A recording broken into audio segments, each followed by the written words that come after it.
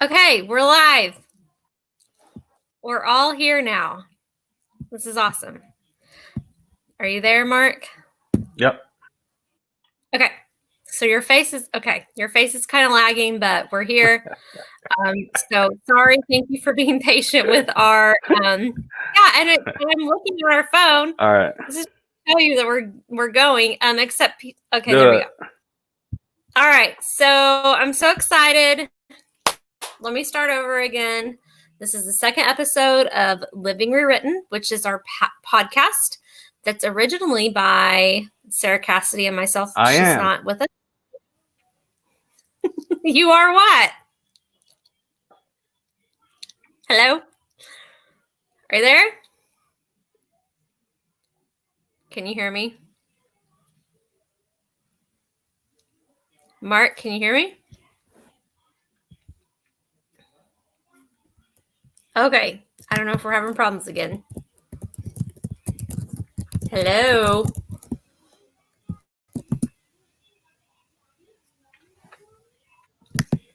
Okay. So I'm going to keep going for a little bit until I can hear back from Mark. Sarah Cassidy is not able to join us tonight, but I'm excited to have Mark there. Thumbs up if you can hear me. Yep. I'm not hearing you. Okay. So let me tell you a little bit about Mark. If you know me, I call him Pappy, and that is because he is like my second father. He has absolutely been my spiritual father in my life. I met him when I was this scrangly 15-year-old, right? And how we met was a whole other story within itself. But on the second episode of Living Rewritten, which is our podcast, we want to talk about a topic today that I think is really important, and especially in our culture and the climate that we have today. And that is about conflict. And when I say conflict, I mean external conflict, internal conflict, all of those things. How do we deal with it? What is it? What is a healthy response? Just to give you some background on Mark, like the best way I can describe him is like probably the most divine, spiritual, human, most real, wise. He's the sage sitting underneath the tree. Okay. So if you have questions, this is the guy to ask. Yeah. And do not pass up an opportunity. We want you guys, this is a dialogue and a conversation. And so we want you guys to definitely engage and ask questions, even if you have questions afterwards, because I know a lot of people, I'm going to post this on my personal page. I know a lot of people are going to be listening to this. Mark might even post it to some of his stuff on social media. So please, please, please send us questions. I have some, but I get really tired of hearing myself talk. So saying all of that, Mark, hello, welcome. We're so glad you're here. If I had a little applause thing, that's when it would sound right now. It's good to be here. Thank you. So when the first question, as I was thinking about this the last couple days, the first question that I really have is, and let me kind of pull up my notes because I'm a note taker, so I got to get my list out here. Yeah, me too. Okay, good. What comes to mind when you think of the word conflict for you personally? I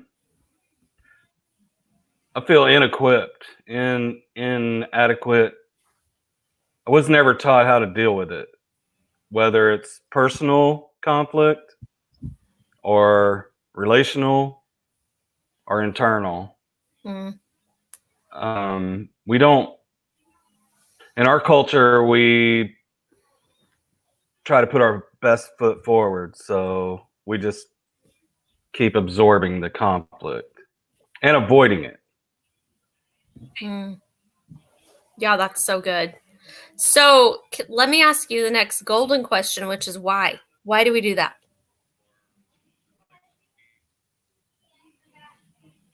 Well, we don't really know the value of pressing in through the conflict. We haven't learned the truth of freedom and process and just be honest, some conflict is painful, but you have to always look to the other side of the resolution part and the healing part. Which I can't wait to get. So I think we avoid it.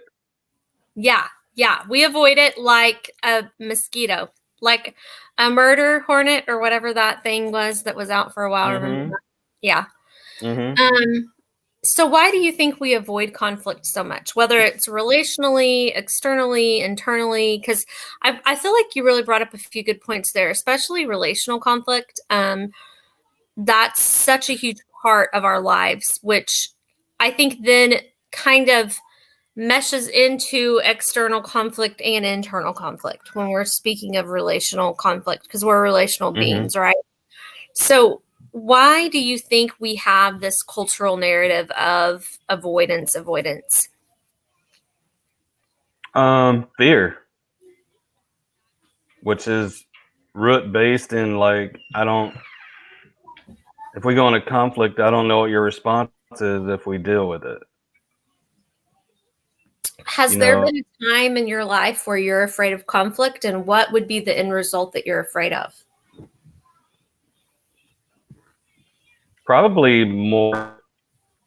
I think for some people it's being wrong or missing the mark, and some people it's fear of losing the relationship or things like that.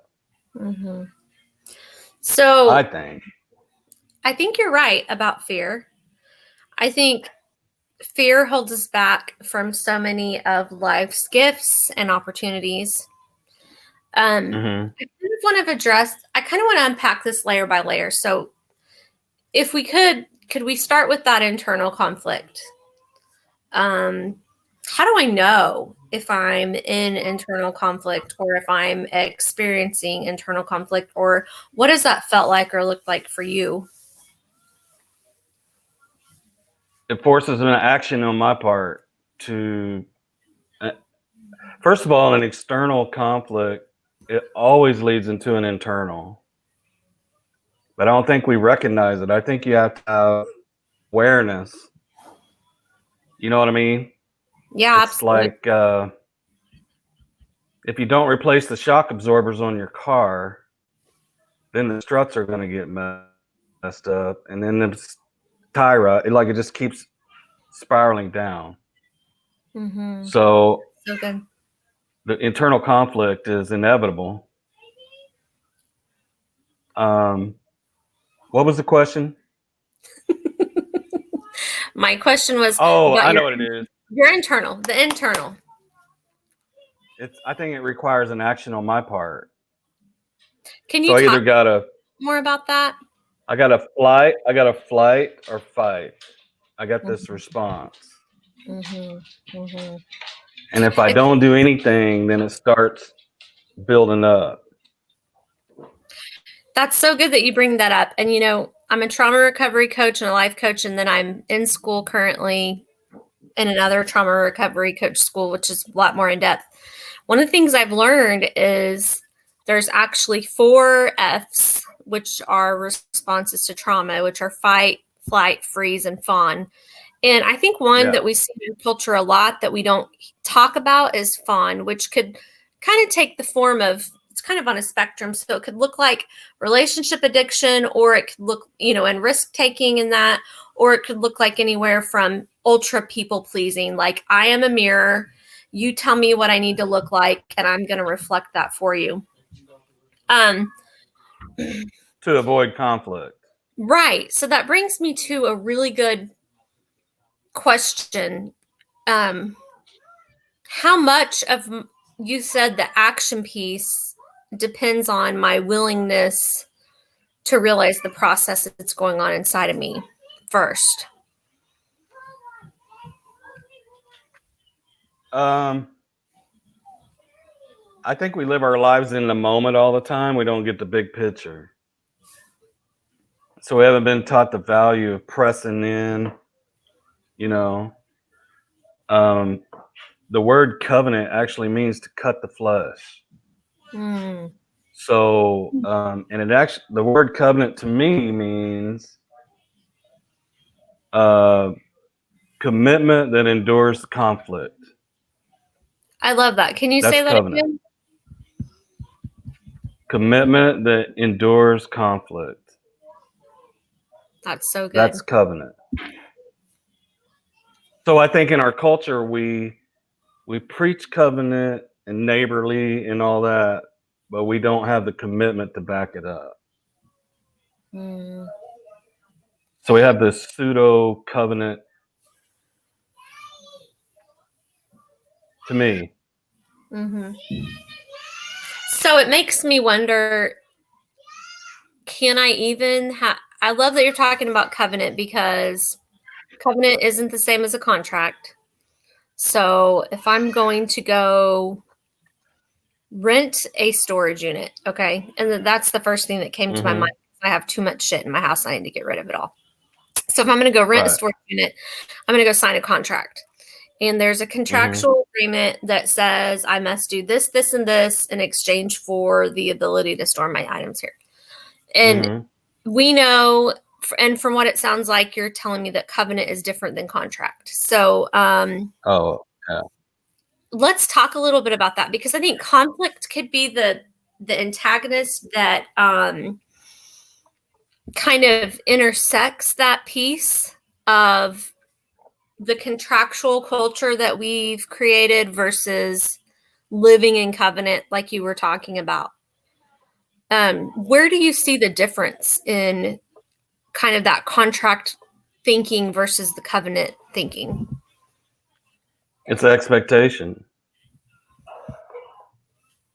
When I sign a contract, I am required to do this, this, and this, but I am expecting you to do this, this, and that. And in a relational covenant, it's all by and we take that same ideology into covenant and we say, well, if I do all these things for you, then you ought to do these things for me, which is called tribal, which is a good thing, but we can't hold people to court. We can't put them in the court of our mind. You know what I mean? We can't judge them in jury and try to convict them of breaking the covenant contract or whatever. So that's what causes a lot of relational conflict is expectation. That's so good. It reminds me of that saying that I've heard in AA that expectations are planned resentments. And not to say that there's not any healthy expectations, like I expect myself, or others to get up and in my family to abide by our family code, our family rules, treat each other. Expect my children to brush their teeth at night, those kinds of things. But maybe miscommunicated or unhealthy expectations are planned resentments. And they're usually unvoiced, so they're hidden like that, kind of like the birthing place of this piece where conflict and resentment can come together. I want to go back to something you talked about when you talked about tribal living and how we try to apply that contractual aspect to our covenants. Somewhere along the line, I believe we were sold the lie that said every man for himself. It's all about signing the contract, and it's transactional, because that's the word that I heard. Yeah, it's all we're the land. We live under the Declaration of Independence. Right. So one word I heard with, if one were to associate a couple of words with the two, I would think transaction goes with the contract, relational goes with the covenant. And how do you feel personally when you see what's going on just in our country in the last, matter of months? How does that all fit into the big picture, what we're talking about? How do we reconcile what we're feeling, what we're questioning, what what we don't even know that we need to know. You know what I mean? How do we fit that Well, I in? think contracts come with entitlements. When you're talking, I'm just thinking about contracts have requirements, expectations, those things. But covenant is really based in love. And true love, the depth of love for me is your benefit at my expense. Mm, And so it has to, if I catch in my relationships, if I catch myself being disappointed in others, I always go to my expectations, and I always find myself coming back to that. But in our mm, country, we're being exposed. The true human state of being is being exposed, which I yeah. think is not all bad. Because honestly, I mean, the whole presidency and the policies and whatever's gone on has not created all of this hate and division, but it merely manifested what was already here.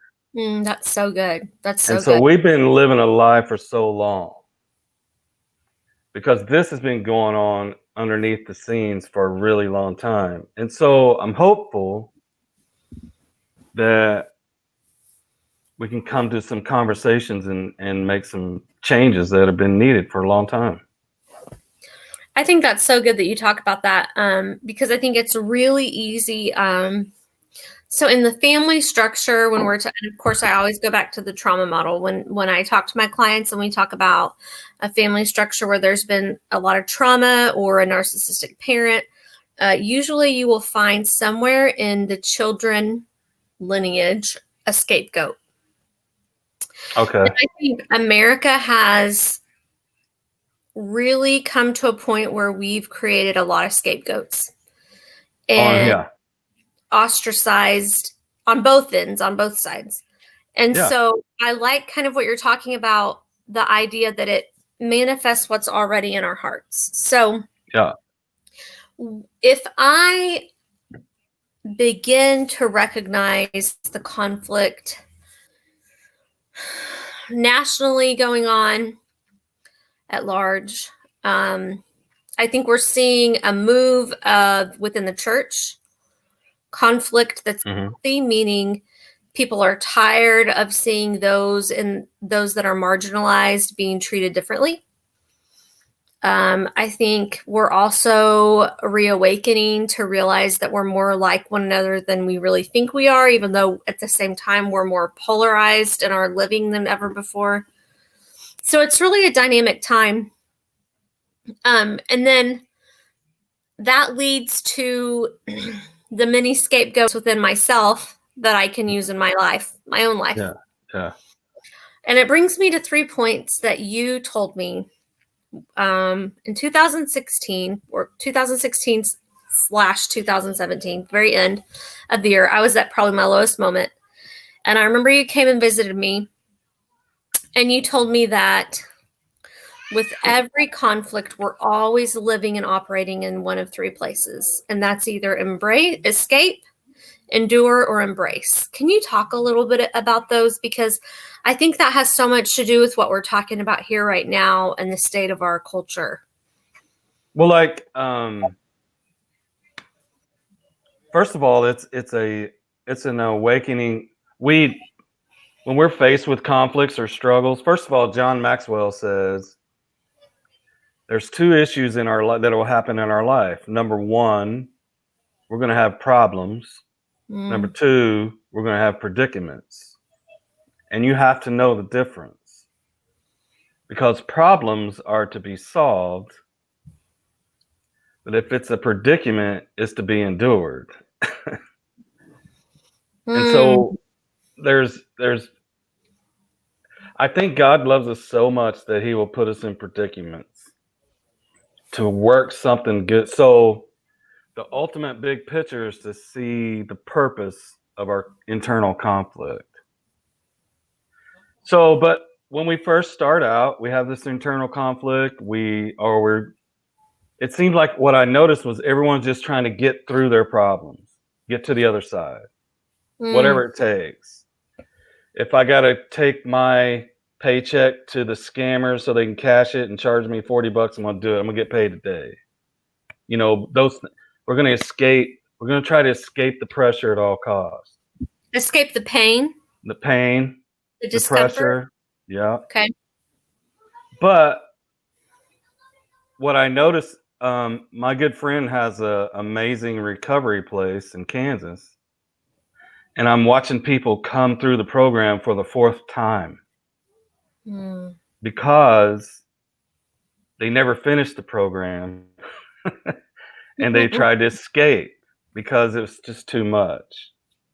But I wish I could just take them and say, let me show you the end of the thing and you tell me if it's worth it. So our first reaction is always escape.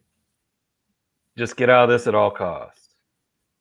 Have to borrow money or whatever I got to do, I escape.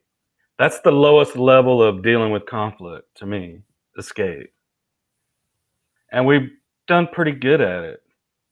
My favorite scripture used to be, honestly, I'm not even telling you a lie. It says, the wise man sees trouble afar off and he hides himself from it. Wow. Wow. That was your favorite one, man. Yeah, I try to avoid that at all costs. You would hang your hat on that. Yep, it's in the book. It's in there. Yeah. So it counts. But there comes a time when you mature, you awaken, you grow, you quit wanting to go around the mountain, and then you have to start enduring it. You know, count the cost. One thing I learned in my life, the things that I conquered, truly conquered, they don't have power in my life anymore. I don't have to fear it anymore. I don't have to, you know what I mean? And so if that lingering fear is trying to tell you I still have power, but when you overcome something, it's over. You graduate. And so when we get older in life, we start wanting to endure these things because we know there's a graduation. So whatever my vice is, or whatever my internal conflict is, or it could be even self-image, body image, could be anything. Whatever it is driving you to want to escape all the time, work yourself into wanting to endure that, because if I conquer this, I know I graduate. And that's what gave me a lot of hope. So what took me out of escape was knowing I could graduate. So what then, and we have a question, so I want to stop real quick because you talked about escape really well, but I want to answer this real quick. And Chris asked, what's the difference between problems and predicaments? Problems, John Maxwell says problems are things that we can make decisions in our life that will make this problem dissipate or lose its grip, suffocatingness, or whatever it's doing to us. That might be, I just may need to get another job, or I need to ask for overtime, or maybe I should serve my wife better, or, you know, it's a solvable situation on our part. But predicaments are situations where we got to put our faith in God because we've done all we know to do. But that's a part of faith. So both of them really are, really. But it's maybe more dependent on our response. Yeah. So, because Paul said, do all you can do to stand, and then stand therefore. So that's so good. Yeah. What does it look like then moving on to the next phase or the next step, which could be endure? What do endure and then embrace ultimately look like? Or what does that look like in your life? Embrace is a realm that I believe God is in control of.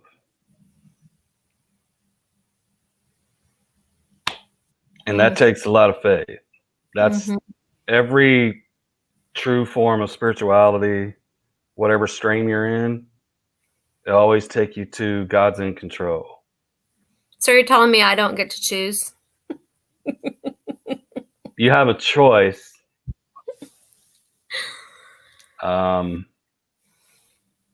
Embrace is a good thing because that invites me into the spiritual process. Like I'm yielding myself to what I believe is real. Does that make sense? Yeah, and how is that different for the times you've just endured? Because I feel like what I hear you saying is escape is just stop the pain, kind of like when the ambulance arrives and we just need the paramedic to put the pressure on. Mm-hmm. And then I feel like embrace is maybe more getting into the operating room and letting the surgeon do his work, right? I'm yielding to that process that needs to happen so that I can really heal. Letting God in, letting Him into the parts, When welcoming. you say endure, you have a little bit of hope for the outcome to be in your favor. Okay. Yeah. When you get to embrace, the fullness of the faith and embrace is you put all the results in God's hands. And Which that's is, scary. but Jesus said, I didn't say it. You have to lose your life to He get said it. I didn't say it. Yeah. You have to lose your life to get it. And our form of Christianity does not teach it that way. No, It teaches get more, gain more, go through less constantly. I think my concern is I'm considered progressive and unhealthy or a heretic if I believe that the process can teach me more than the destination, right? Yeah. Faith is about the process, not the outcome. Right.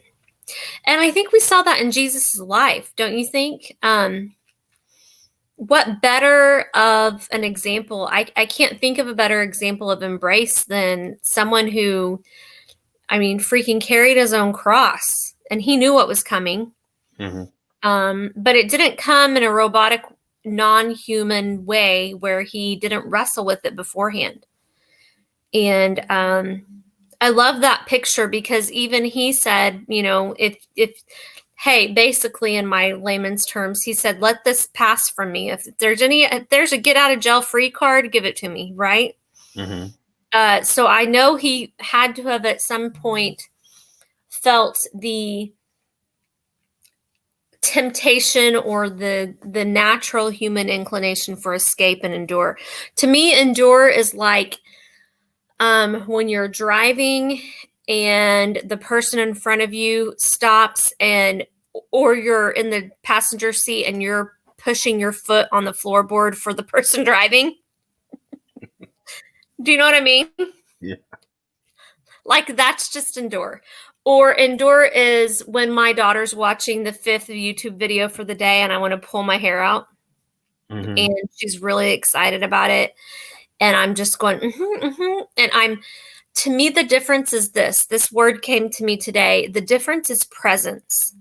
I'm not present when I'm escaping or when I'm enduring, but when I'm embracing, I am fully present. And I think that's one of the most beautiful things that I've learned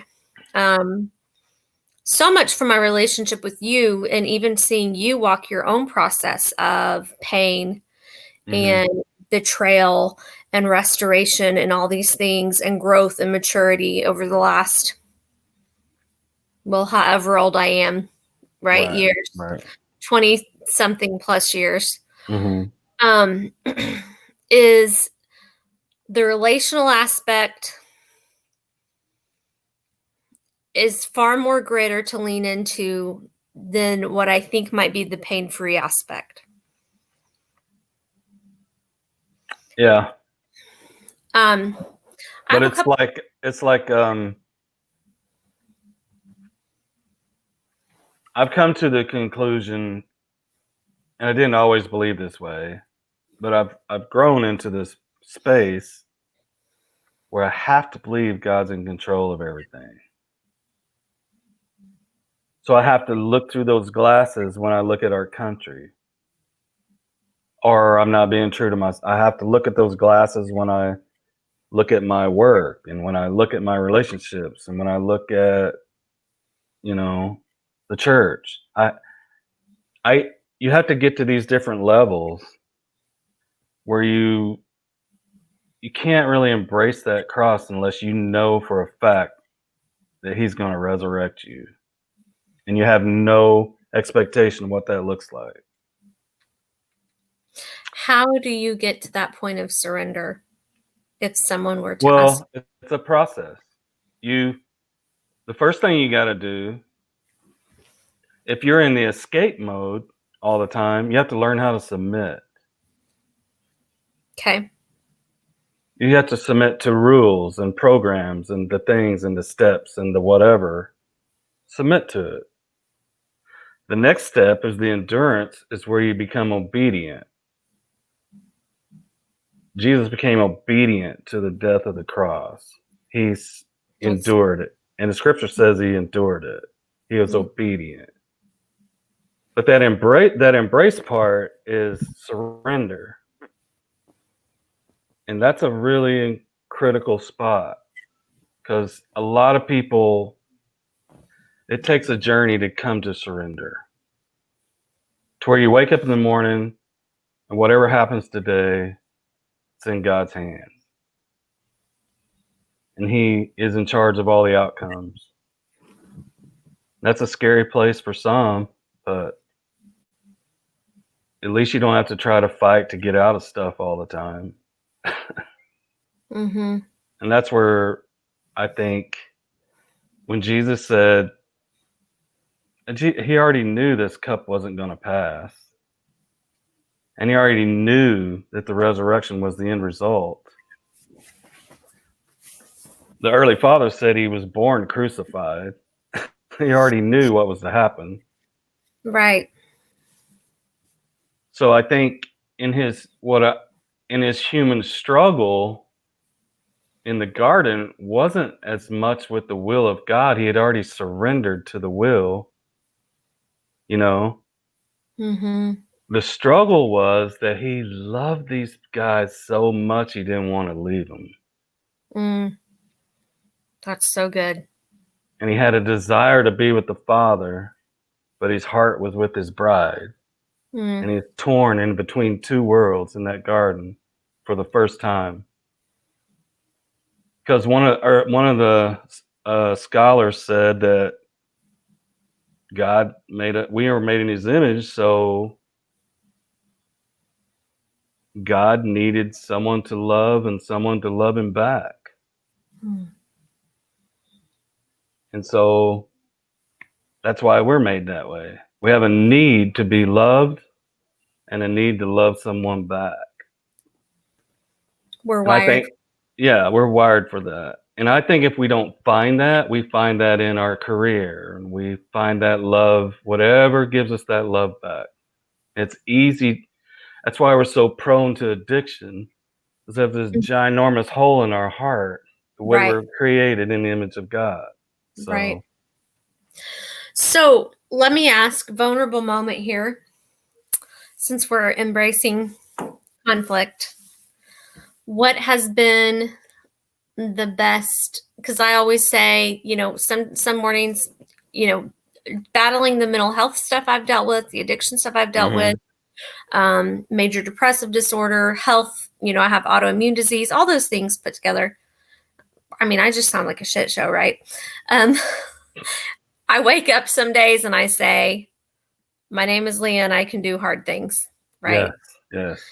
So that's part of my surrender and part of my embrace. But when if I were to really open up the pages of my heart and they were to tell a story, you would see pages of celebration, pages of tragedy, pages of lament, which I was telling you the other night. I've been doing a study on lament, which I think is a huge piece of embracing conflict. So for me, it's been learning to love myself fully the way he created me Mm-hmm. not for tomorrow or for what I used to be, but just exactly as I am right now. Mm-hmm. Um, but he's used a lot of really hard circumstances and situations in my life, and we're going through some really hard stuff right now as a nation. Mm-hmm.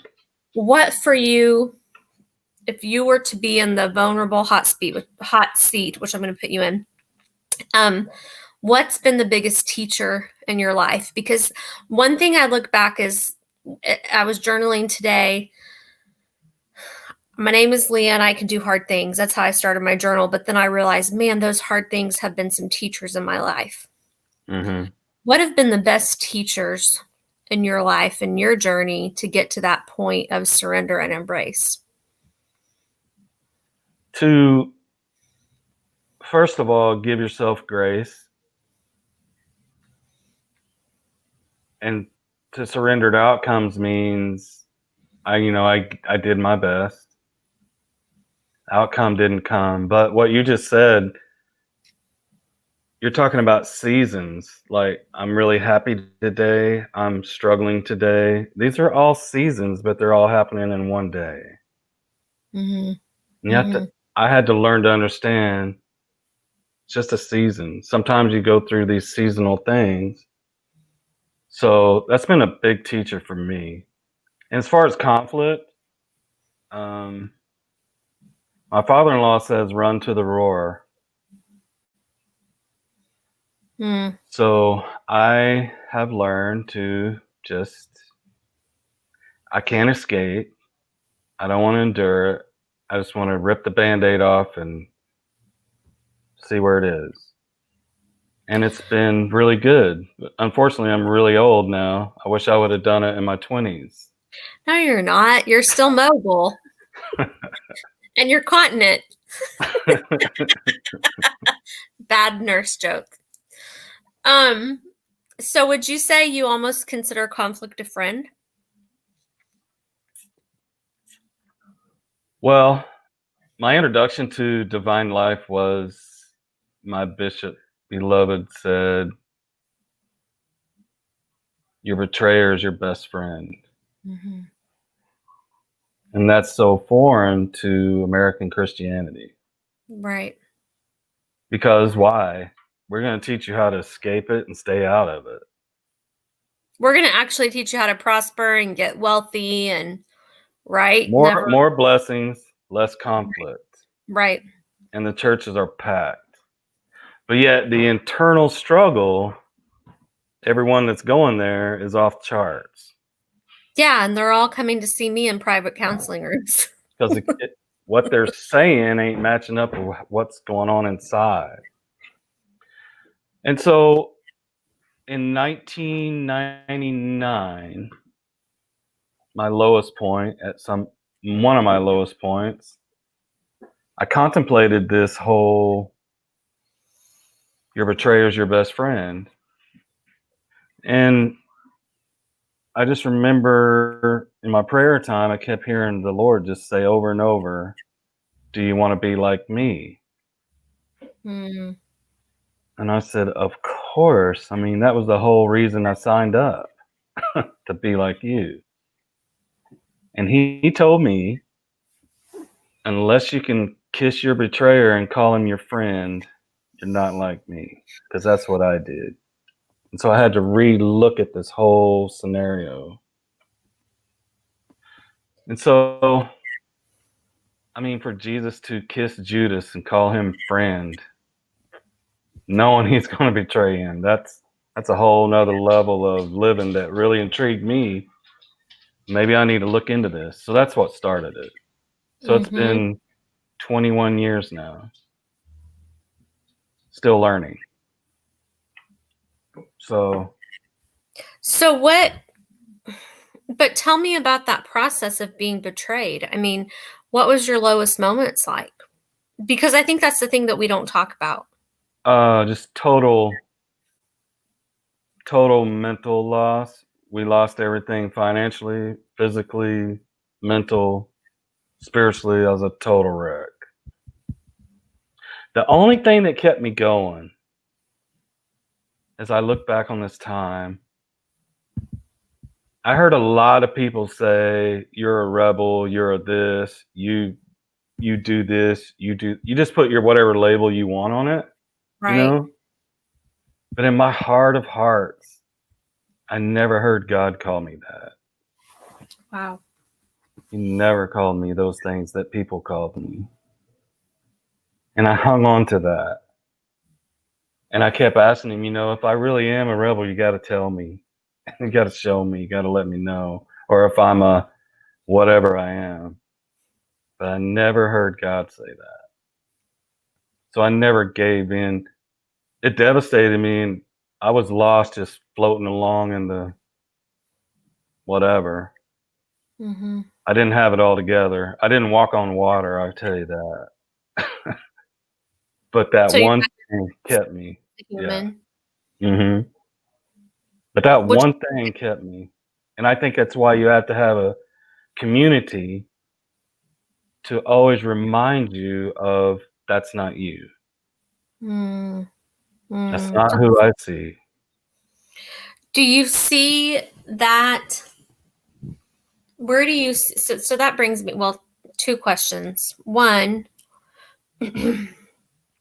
so shame, I hear, could play a pretty powerful role, Hmm. but um a rebel, I look at the life of David, I look at Paul, I look at certain people in the Bible and in scripture, I look at many of the early fathers, Mhm. I look at the people that I would consider role models in the faith now. And to me, they're all trailblazers and maybe quote unquote rebels in the eyes of religion or the church. Um, but I've still yet to see the Lord turn away a rebel. Mm-mm. So our shame can be really pervasive and it can be really toxic for ourselves if we're willing to listen to it, right? I always ask the question to my clients and my friends, what's the story you're telling yourself about yourself? Mhm. And one of the things that I think is so powerful about your story that you've taught me and instilled in me is that you never heard that voice from him. The story that you told yourself might have been that about yourself, Mhm. but you never heard him tell you that story. Mm-mm. So, what is the story that the church needs to start telling to, and I'm just going to lay it out there, the person of color, the person who's um, trying to discover their sexuality or Mhm. maybe not be a heterosexual who's maybe experienced rejection from the church, the person who is caught up in addiction, like we talked about earlier, the person who does battle with mental and emotional health. I mean, the list could just go on and on and on. And not to mention the skyrocketing statistic of pastors who are committing suicide. Uh-huh. What's the story that you think the church needs to be telling?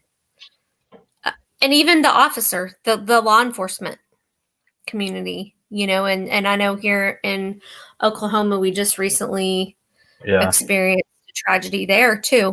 Um, what's the dialogue that we need to be having? What story this is called Living Rewritten, and that's one of our passions is rewriting the story. So this episode is called Rewriting Conflict. What can we begin as the church to rewrite for those people? And when I say those, I mean us. Well, I read 4 wonderful books about the people who are done with church. And there are people who spent their whole adult life serving, giving, raising their kids, but they outgrow it. Because Mm, sometimes you outgrow get blessed, less conflict, because real life is happening behind the scenes. And there's this one line in this book I remember. The guy he just did interviews with people who left church. He didn't really have his own commentary, but at the end he said, "What we really want to hear from the church is I'm sorry." mm. What the Black Lives Matters people need to hear is "I'm sorry," Mm-hmm. which means I empathize, I feel with you and for you, because I got to be honest, man. The leadership ain't very much farther ahead of the people. And they Mm-hmm. have a super incredible opportunity to stand up and go, "I am you." Bishop Ash taught me. We were sitting in a restaurant in Denver one day,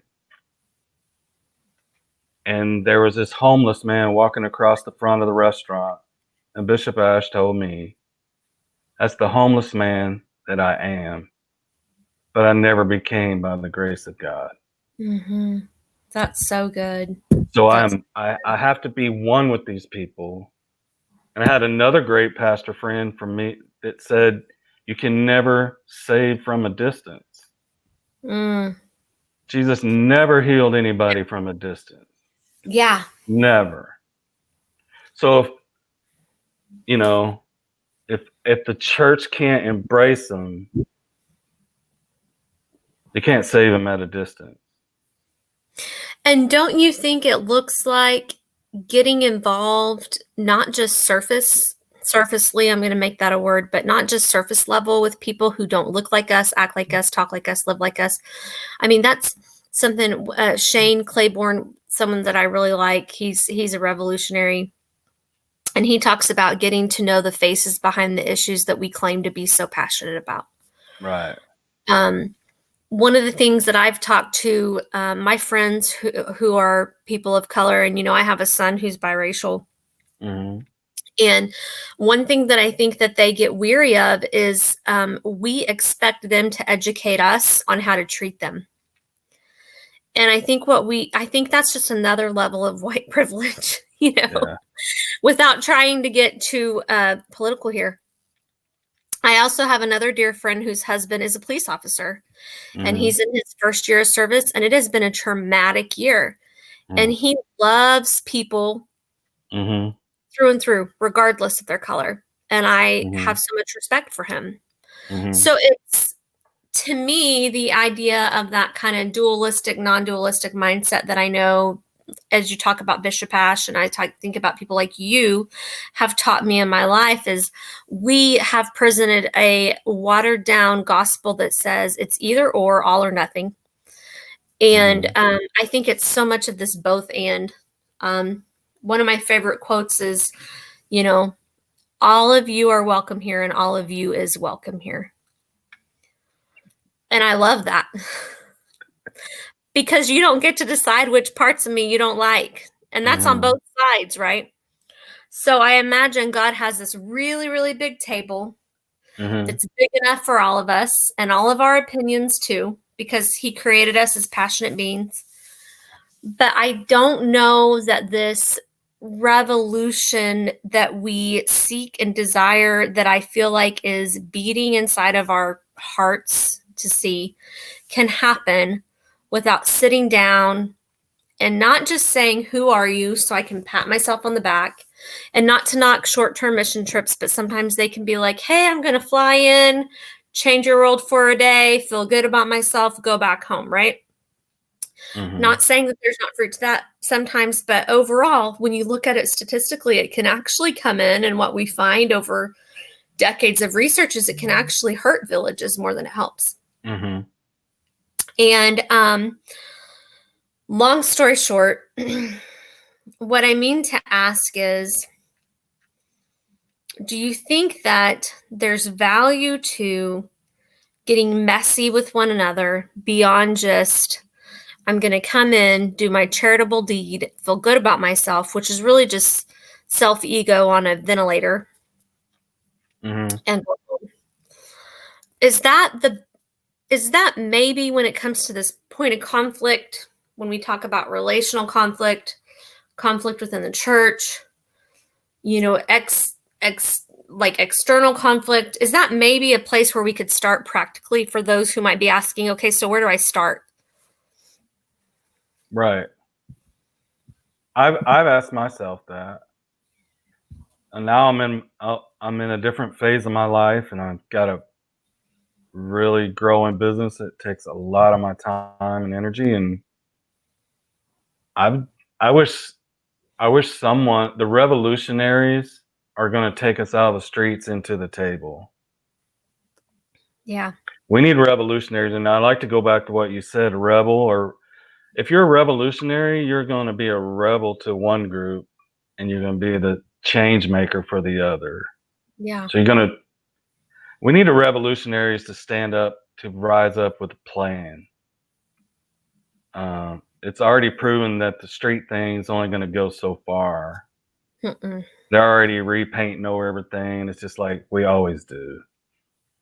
I think personally, the church is at the emphasis of the greatest time of their life to be a reconciler. And we've been given the ministry of reconciliation and we're not using it. The church should be hosting platforms for change and conversation with people that care instead of being political. Yeah. So that is So my good. hope. My hope is I have some people I follow on Facebook that I'm really, really proud of. And I email them all the time. I say, man, I'm old and I've been a revolutionary and it's your turn. And I'm behind you 100%. Just tell me what to do. Tell me where to send the money. Tell me where to show up. Tell me, get a plan. How does this look? I think there's more people like me than the other Yeah. who want to make a change. We need spiritual fatherlessness to end. Yeah, we do. That's so good. So on that note, as we end out, I want to leave with a few quotes and get your thoughts on them. And Okay. first of all, thank you for being willing to have the tough conversations, for living your life out loud, for learning from the conflict and letting it form you, for allowing it to be probably the biggest gift of my life. Yeah. So that's all my love going out. And I think this has been such a great time. So many good things came out of this conversation. I can't wait to download it onto our website or upload it onto our website. Yeah. And I'm going to be sharing it on Facebook, and I'm sure, and I'll send it to you. If anybody has questions, you can continue to ask them in this thread, and I'll make sure to check, and I'll make sure that Mark's watching too, so that he can answer. If you want to know how to get a hold of him, I'm just going to go ahead and put a plug in that his name is Mark Marshall. And Mark, if you'll just go ahead and just put the word hi in the comments before we go. So anyone who might want to contact you, he's available for all kinds of things. I'm going to put you on blast because I know you need to be busier in your life. He's a business owner. He's truly a prophetic voice to this generation and our nation, and to the church, and to those that are unchurched and marginalized. He's awesome. He does a lot of motivational speaking and writing, and he's like a one-man band. He's like the guy on the street that sells you a Volex, except you're the real deal. You don't have any Volex, you got the Rolex. Okay. Okay. So I wanted to read you a couple of things. I love this. This is the first quote. There's two of them. I think one is a really good insight into empathy and compassion, which empathy is really good because we feel one another's emotions, but compassion even goes deeper. In the Bible, there's the word splagizomai, which the Greek of that literally means to be moved with compassion to your inner bowel. And when we look at the Good Samaritan, when we look at when Jesus healed Lazarus and things like that, we see that he was literally so moved to the point of his physical bowels being moved. And so compassion means to co-suffer. And so I think something to embrace the conflict and to learn and grow from it when it can become a gift. That can be the difference, is to be able to suffer together, not just, I feel sorry for you, or I feel what you feel, but I'm out. But actually compassion is there's 30-fold, 60-fold, 100-fold. Mark's always taught me that. And 100-fold, I think, says, I see you, I feel you, you matter, I care, but I'm here with you in the pain, and we're going to birth this thing together. So Right. this person says, I wish I could tell you how lonely I am, how cold and harsh it is here. Everywhere there is conflict and unkindness. I think God has forsaken this place. I believe I have seen hell, and it is white. It's snow white. And the reason I wrote, you're probably going, whoa, that's a bummer, right? Sorry, I just had to. But I've been there and I get it. And you might be at a place where you're like, this all sounds really, really great, but no one reaches out to me. Mm-hmm. I don't feel connected. And that is my reason for saying that, is I understand when you're in that place of hell, what it feels like, and you're not alone. We're here for you. If you need support, we're here. I love this next quote by Shannon Alder, and it says, often those that criticize others reveal what he himself lacks. So we didn't talk about that kind of conflict, but that was really good. Yeah. So I want to encourage you with your internal conflict. Ask yourself this one question. I do this with my clients all the time. What is the story that I'm telling myself about them actually more telling myself about me, in addition to the what's the story I'm telling myself? And then this one says, in dwelling, live close to the ground. In thinking, keep to the simple. In conflict, be fair and generous. In governing, don't try to control. In work, do what you enjoy. In family life, be completely present. And the reason I did that one is because present and showing up is so important. We live in a culture that's dissociative. We have so many things at our fingertips to disconnect from real relationship.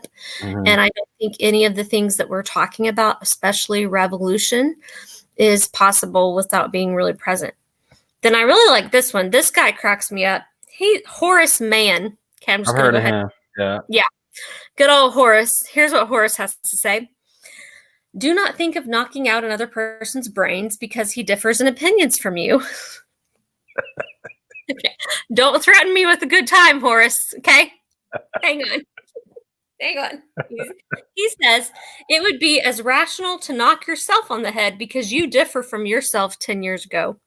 And I love that. So even though we're laughing at Horace's bluntness, it's true. Thank you, Horace, for dropping some major wisdom, because I love how this movement cannot be possible without being intergenerational.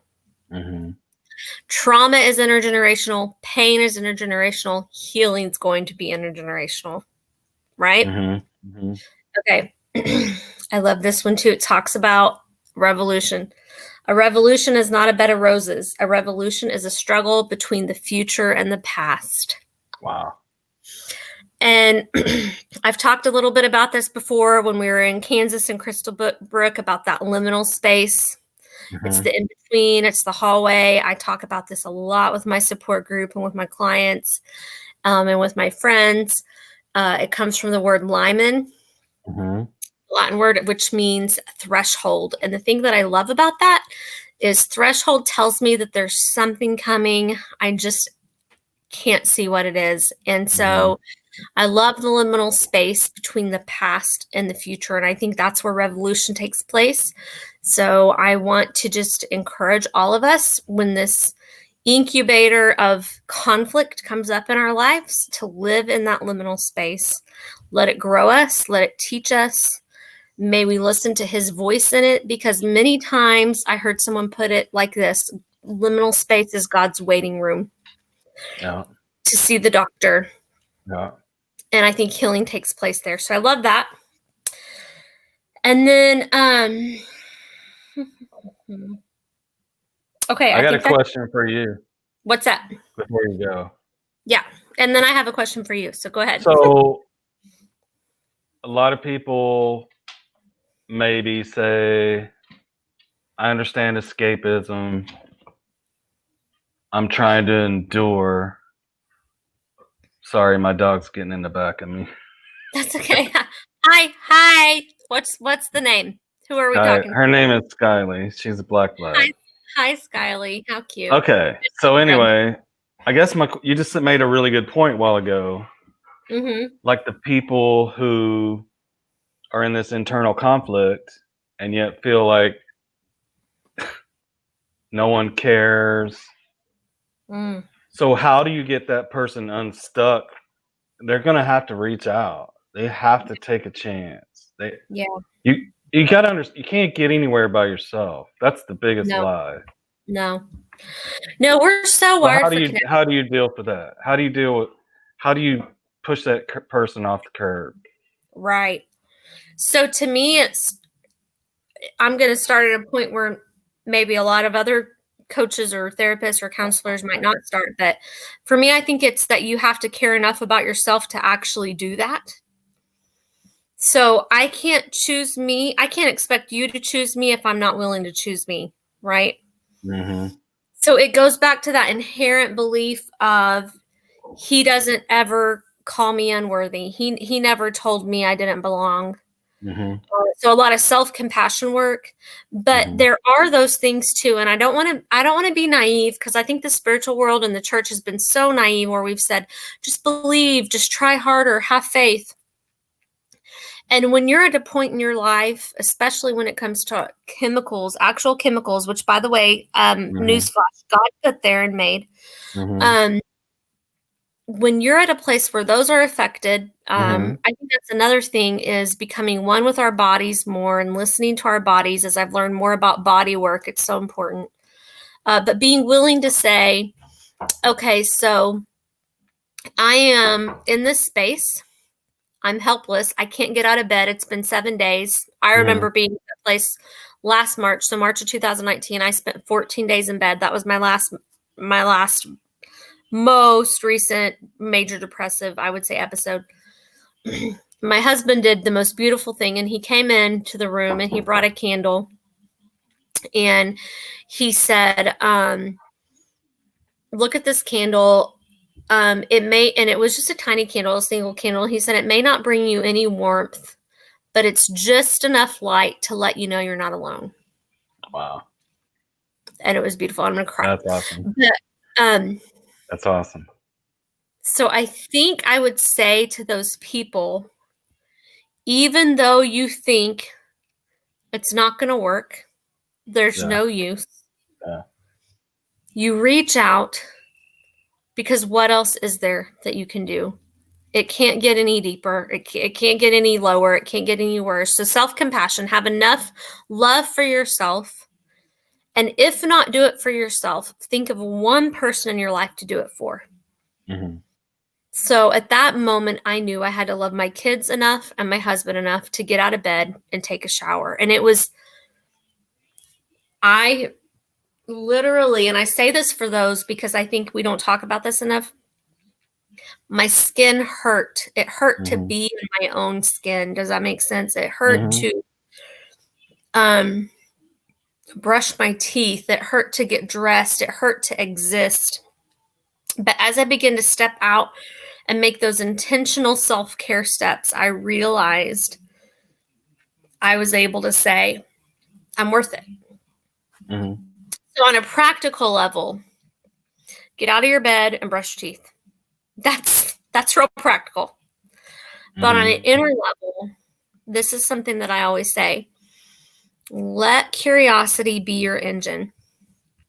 So instead of, I suck, it's horrible, it's all, there's COVID, there's racial inequality, there's the church is dry and dead and people are leaving by the, masses, all these things.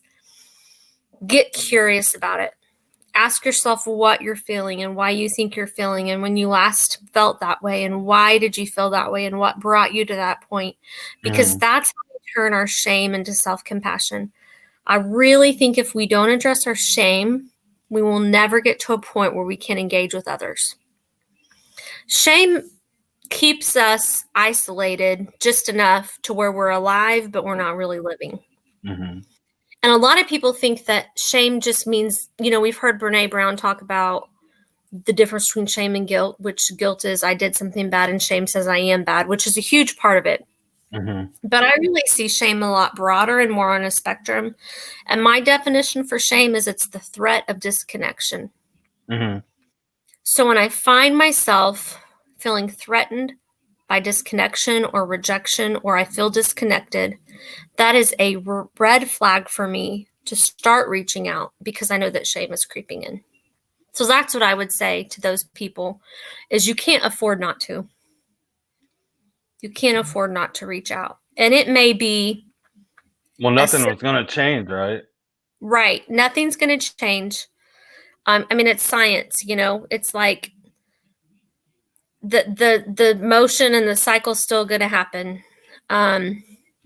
So we have to become intentional, but we have to start somewhere, and that place is curiosity and self-compassion. So that's what I would say. I like that. Okay, so my final 3 questions for you. Are you ready? Random. Okay. Mark Marshall, and I think I know the answer, so I want to see how well I know you. Favorite food in the whole world? Sushi. I knew it.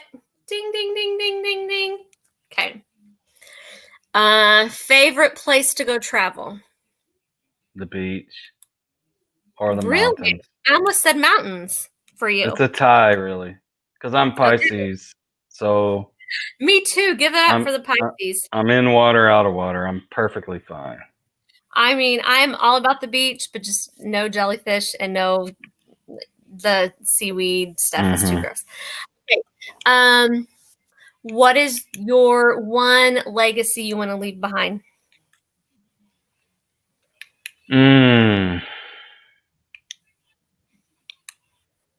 I would like people to continue the revolution and the love of God and the journey beyond what I did, and to keep it going. So I'd like to leave that. We got some Ronald McDonald size shoes to fill then. I don't know okay. about that. And my I have 2. So my other last question is, if you were on death row and you had to choose your last meal, what would you choose? For that one, it might be medium rare steak. Yes. So. And then, I forgot my last question, but maybe that's okay. I asked you what you wanted as your legacy to leave behind. Oh, I remember. Personally, right now, since this is called Living Rewritten, what are you working on rewriting in your own life right now?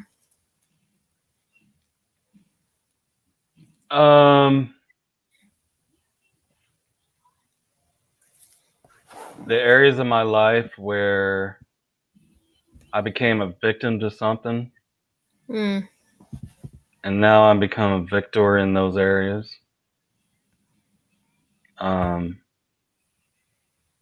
The thing about victimization is there's a justifiable learned helplessness. Yeah. I mean, this happened to me. I'm not lying about it. I didn't deserve it. Matter of fact, it was uncalled for and ungodly or whatever. But I can train myself to think that I'm helpless because of it. Like that's going to be my outcome. Right. So I'm probably overcoming that in my life. Which is so amazing, because did you know learned helplessness is a trauma response? Yeah. So that tells me that you're healing from a lot of other stuff too. So thank you for your time and your journey. And I know, because Sarah and I have already talked, we plan on having you back a lot more times, which is horrible Oklahoma grammar, but it's, hey, what it is. And if anybody reaches out to me and wants to connect with you, I will make sure that we get them your information. And I love you much. Love you too. Thanks for having me. It was great. Yeah. Thanks so much. We appreciate it. Bye. Bye.